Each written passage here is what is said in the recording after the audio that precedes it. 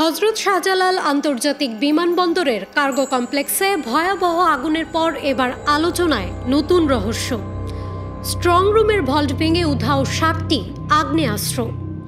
বহুস্তর নিরাপত্তায় ঘেরা সেই কক্ষের তালা কে ভাঙল, কিভাবে অস্ত্র নিয়ে গেল, তা নিয়ে তোলপাড় চলছে প্রশাসনের শীর্ষ মহলে।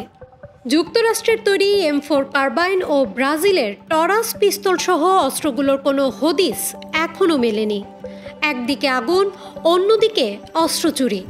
দেশের সবচেয়ে সুরক্ষিত এলাকায় এই দুই ঘটনার যোগসূত্র খুঁজছে তদন্ত সংস্থাগুলো। তদন্ত কর্মকর্তারা এখনও এসব অস্ত্রের কোনো হদিস পাননি। আগুনে স্ট্রং রুম এলাকার সিসি ক্যামেরা পুড়ে যাওয়ায় ফুটেজ থেকেও তথ্য মেলেনি। ভল্টের তালা কেটে অস্ত্র নেওয়া হয়েছে, তবে কারা নিয়েছে বা কী উদ্দেশ্যে তা এখনও অজানা। 24 অক্টোবর ভল্ট সিলগালা করা হলেও 28 অক্টোবর সকালে দেখা যায় তালা খোলা। বিমানবন্দর থানায় একটি সাধারণ ডায়েরি করা হয়েছে, তবে এখনও মামলা হয়নি।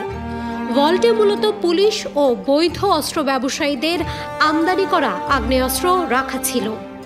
প্রাথমিক তথ্য অনুযায়ী সেখানে 21টি অস্ত্র ছিল, যার মধ্যে চুরি হয়েছে 7টি।